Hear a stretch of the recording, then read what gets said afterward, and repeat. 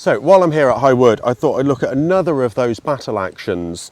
And this one was on the 3rd of September, the attack on High Wood, 1916. So effectively by the end of August 1916, the fighting on the sector Poitiers, Bazentin, Longueval had practically come to a standstill. The Germans had been gradually driven to the top of the ridge, this ridge here, running through the sector, but they held the crest line firmly in spite of constant efforts made to dislodge them. Over this crest line, the ground sloped gradually down for the next 4 or 5 miles, and possession of it would give complete command to Martin Poichenflair. So the special idea was on the 29th of August at a brigade conference. The machine gun company commander was informed that on the 3rd of September, as part of a combined attack by the British and the French, the division would attack the German trenches in High Wood and then Wood Lane, which is just beyond High Wood on the eastern side of it towards Longueval. The attack would be carried out with 2 battalions assaulting. So the brigade machine gun company commander had to help the initial advance of the infantry, send forward guns into that attack as well, and be ready to hold the original front line should the attack fail and the Germans attempt to follow up a retirement. So I'm sort of stood here at the northeast of London Cemetery, which is just behind the camera there, and this is pretty much the point at which the British trenches go into the wood.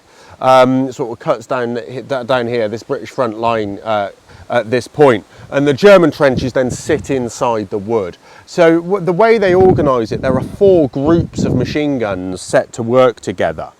And number 1 group of 6 guns is in the divisional area on the left.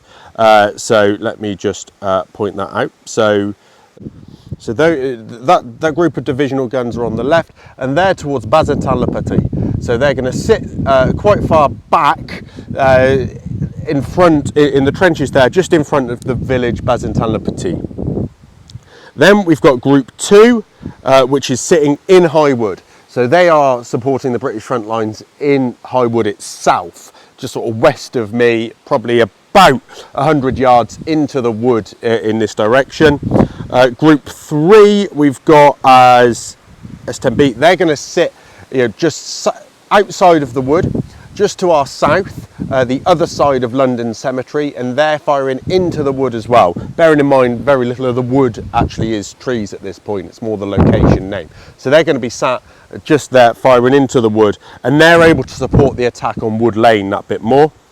And then Group 4, which is directly south of the cemetery here, is at Bazentin-le-Grand, and that holds a number of guns as well. Group 1's objective is to bring heavy fire from Bazentin-le-Petit to support the attack, and also to prevent reinforcements entering the wood from the north, so it can see to the north of the wood here, and to annihilate any parts of the enemy leaving the wood during the attack. So they're going to prevent they're covering the flanks basically of the wood, prevent reinforcements coming in, prevent people leaving if it's successful.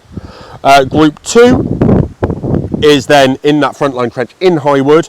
1 gun goes forward with a 3rd wave, 2 guns hold the original front line, so they're going to hold that position just in case while the infantry move out. If there's a problem, they can sit there and still defend that. The same for number 3 group in Worcester Trench. They're going to do the same thing. 1 gun go forward and 2 guns stay in position. And number 4 group, 4 guns at Bazentin-le-Petit, they are going to act as the brigade reserve and provide a barrage, so indirect fire, before the attack, and to barrage after the attack in case of the counter-attack as well. So yeah, they go through this, and you can read more of the details of what happens.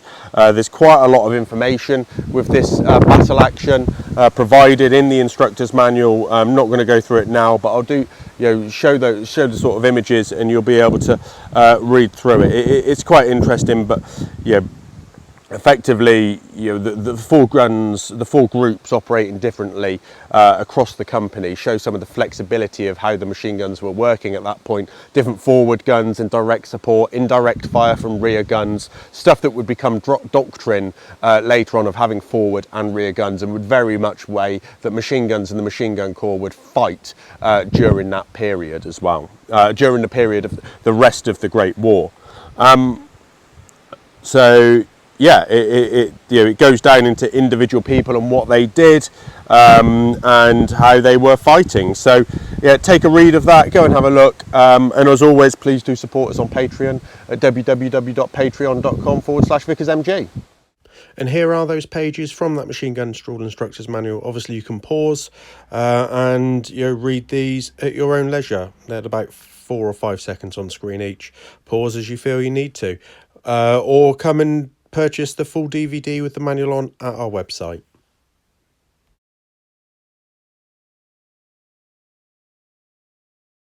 Thank you for watching. Please remember to like and share the video and subscribe to the channel.